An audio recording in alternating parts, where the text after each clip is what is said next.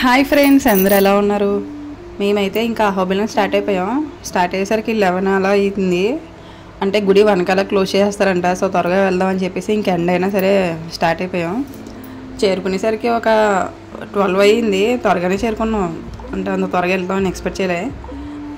గుడి చేరుకున్నాక ఇంకా అక్కడ బ్యాటరీ కార్స్ అయితే అవైలబుల్గా ఉన్నాయి గుడిలో. నాకు అదైతే చాలా బాగా అనిపించింది. ఇంకా పిల్లలతోని ముసలితోనే వచ్చిన వాళ్ళు కష్టం అవుతుంది అనుకున్నాను. అంటే గుడి కొంచెం దూరంగా ఉంది, అంతా నడాలి. ఈ తాతయ్య గారిని చూశారు కదా, ఈయనకి 90 ఏళ్ళు. కానీ ఎంత యాక్టివ్గా నడిచేవారో. నేను ఆ వయసులో అంత యాక్టివ్గా ఎక్స్పెక్ట్ చేయలేదు. ఆ తర్వాత మేమందరం ఇంకా బ్యాటరీ కార్లో గుడి దగ్గరికి వెళ్ళిపోయాం. అసలు ఇక్కడైతే 2 అహోబిలాలు ఉన్నాయి. ఎగువ అహోబిలం ఒకటి, దిగువ అహోబిలం ఒకటి.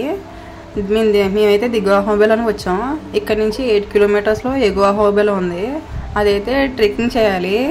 అంటే పిల్లలతో ఎంత ఎండలాగా ట్రెక్కింగ్ కష్టం కదండి. అందుకని చెప్పేసి మేము కింద స్వామివారిని దర్శనం చేసుకుందామని కిందకి వచ్చాం. ఫస్ట్ ఇక్కడ దర్శనం చేసుకున్నాక అక్కడికి వెళ్ళాలంట. మేమైతే వచ్చాం. ఇక్కడైతే ఫుల్ కోతులు ఉన్నాయి. అబ్బా, చాలా ఎక్కువ ఉన్నాయి. మా శనిత కారులో ఫుల్ ఆడేసింది. కరెక్ట్గా గుడికి వచ్చాక పడుకుంది. ఈ గౌరీ అయితే కారులో పడుకుంది, గుడికి వచ్చాక లేచింది. ఇది ఏమిటి ఇద్దరు రివర్స్. గుడి ఎంట్రన్స్ అయితే చాలా బాగుంది. ఇదేమో ధ్వజారోహణ మండపం. ఇక్కడ అన్నీ ఫుల్ కట్టెలవి కొట్టి ఉన్నాయి. ఎందుకో తెలియదు, అంతా మండపంలో కడుతున్నారు అనుకుంటా. మరి ఏదైనా ఉత్సవాలు ఏం జరుగుతాయి ఏంటో.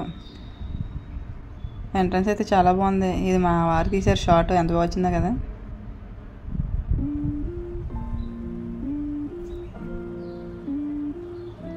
మేము ఇంక లోనికి వెళ్ళిపోయాం. లోనికి వెళ్ళిన వెంటనే కోతులు అటాక్ చేసి మమ్మల్ని సుధా గారు చీర పట్టుకుని లాగేసాయి. వదలో చేయవు. గుడి మొత్తం కోతులు ఉన్నట్టు ఉన్నాయి బాబోయ్. ఎన్ని కోతులు ఉన్నాయంటే నేను ఎక్కడ చూడలేదు. తిరుపతిలో కూడా ఇన్ని లేవండి బాబు. ఆ తర్వాత మేము ఇంక లోనికి వెళ్ళిపోయాం. లోనికి వెళ్ళి టికెట్స్ తీసుకున్నాం. మా వారు టికెట్ తెస్తున్నారు. లైన్లోకి వెళ్ళిపోతే గుడి కూడా చాలా ఖాళీగా ఉంది. ఇది కళ్యాణ మండపం. కళ్యాణోత్సవాలన్నీ ఇక్కడ చేస్తారంట. ఇదే ఎంట్రన్స్. ఇక్కడ నుంచి ఫోన్స్ అయి నాట్ అలౌడ్ అనమాట. దర్శనం అయితే చాలా బాగా జరిగింది. ఎక్కువ జనాలు కూడా లేరు కాబట్టి ఎక్కువసేపు ఉన్నాం లోన. ఇంకా ఇదేమో స్వామివారి బావి. ఇక్కడ నుంచే అభిషేకాలు అవి చేస్తారంట. బావి ఇప్పుడైతే మూసేసి ఉంది. ఏదైనా ఉత్సవాలు అప్పుడైతే తీస్తారు. ఇంకా అలా గుడి అంతా చూస్తున్నాం. గుడి మాత్రం చాలా బాగుందండి. అంతా విజయనగర రాజుల శిల్పికలు అంట ఇదంతాని. ఇంకా అక్కడ గుడి కనిపిస్తుంది కదా, ఇది గోదాదేవి గుడి. అది చూడడానికి వెళ్తున్నాం. మా వారు నాకు అంతా చెప్తున్నారు. ఇందాక మనం కట్టెలు ఎందుకు అనుకున్నాం కదా, పందిరి వేస్తున్నారు ఎండాకాలం కదా అని. చాలా బాగుందండి, చల్లగా ఉంది లోన కూడా. ఇంకా బయట జరుగుతుంది. లోన్ అయితే వేస్తారు. ఇదైతే గోదాదేవి గుడి. మా శనిత చూడని పిలుస్తుందని చూడమని. అమ్మవారు ఎంత బాగున్నారో. మా శనిత నోట్లో వేలు ఎప్పుడు పెట్టుకోవడం స్టార్ట్ చేసింది తెలియదు, కానీ ఆ వేలు అరిగిపోయేలా పెట్టేసుకుంటుంది నోట్లో. సరే మా వారికి చెప్తే మా వారు చూసారా.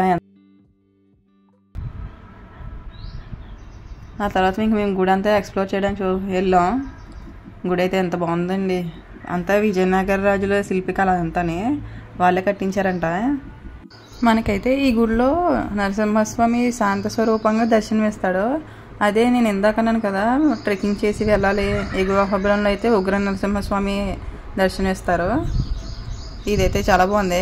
ఇక్కడ మీరు పిల్లిని చూసారా? నేను ఇంక ఇదేదో శిల్పం అనుకున్నాను, కానీ అది పిల్లి. మీరు చూస్తే కామెంట్ చేసేయండి. శిల్పకళ మాత్రం చాలా బాగుంది. కళ్ళు చెదిరిపోయేలా ఉన్నాయి. ఇక్కడ చూసారు కదా, ఇంకా అదే ఎంట్రన్స్. గర్భగుడిలోకి వెళ్ళాలంటే అటువైపు నుంచే వెళ్ళాలి. ఇంకా ఇక్కడ మనకి రకరకాల నరసింహస్వామి ఉన్నాయి. ఒకటేమో లక్ష్మీ నరసింహస్వామి. ఇదైతే మనకి స్తంభం నుంచి చీల్చుకుని వస్తారు కదా, ఉగ్ర నరసింహస్వామి, అదొక అవతారం. నెక్స్ట్ అయితే మళ్ళీ గడప మీద కూర్చుని హిరణ్యకశిపుని పేగులు చీల్చుతారు కదా, అది ఒకటి. మంచి శిల్పకళ అండి, చాలా బాగుంది. ఇంకా అవే కాకుండా స్వామివారి యజ్ఞం చేయడానికి యజ్ఞవాటికలు, ఇంకా రకరకాల స్వామివారి విగ్రహాలు కూడా ఉన్నాయి. మేము ఇంకా గుడి అంతా అలా ఎక్స్ప్లోర్ చేసాం చాలాసేపు. గుడి కూడా ఖాళీగా ఉండడం వల్ల చాలా ప్రశాంతంగా ఉంది. ఒక్కొక్కసారి అనిపిస్తుంది నాలో కూడా రచయితలాగా, మంచి మంచి కవిల్లాగా ఏదైనా వర్ణించే లక్షణాలు ఉంటే ఎంత బాగున్నాం, గుడి కోసం ఎంత బాగా వర్ణిద్దాను అనుకున్నాను. కానీ మనలో అంత టాలెంట్ లేదు కాబట్టి లాస్ట్గా గుడి అయితే చాలా బాగుందని ఒకటే చెప్పగలను. మా వజ్రాలు ఏం చేస్తున్నారు చూడండి, ఆడుకుంటున్నారు. నేనేమో అంత వీడియో తీసుకుని ఉంటే ఆ తర్వాత ఇంకా అందరం కలిసి 2-3 ఫోటోలు తీసుకున్నాం.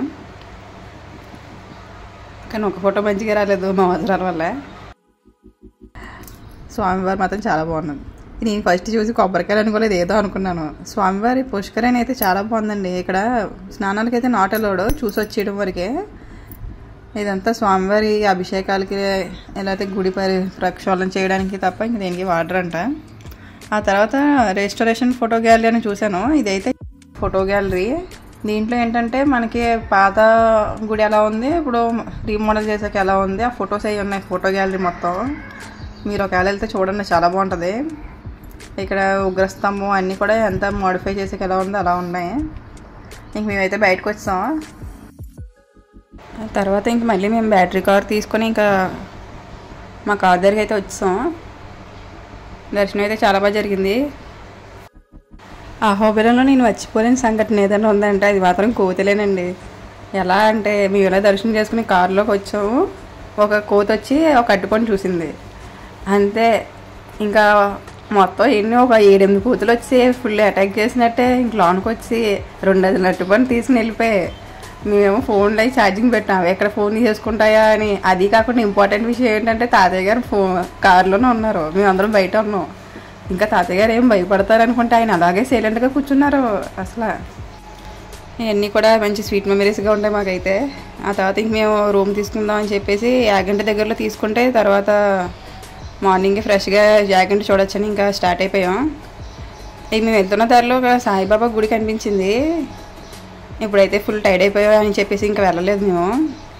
ఇంకా కారులో పెట్రోల్ అయితే కొట్టించుకొని ఇంకా రూమ్కి అయితే వచ్చేసాం. యాగంటి దగ్గరలోనే రూమ్ తీసుకున్నాం. రూమ్ అయితే కూడా చాలా బాగుంది. ఇక్కడ వరకు అంతా బాగానే జరిగింది. కానీ నైట్ సాయిశ్రీకి ఫుల్ స్టమక్ పెయిన్ వచ్చింది పాపం. 1 గంట వరకు పాప ఏడుస్తూనే ఉంది. లక్కీగా నేను ముందు తీసుకొచ్చాను కాబట్టి వేసాను. ఆ తర్వాత అలా పడుకుంది. అందుకే నేను ఎప్పుడూ ఎక్కడికి వెళ్ళినా మెడిసిన్ మాత్రం ఫస్ట్ పెడతాను, అన్ని రకాల మెడిసిన్స్ అని.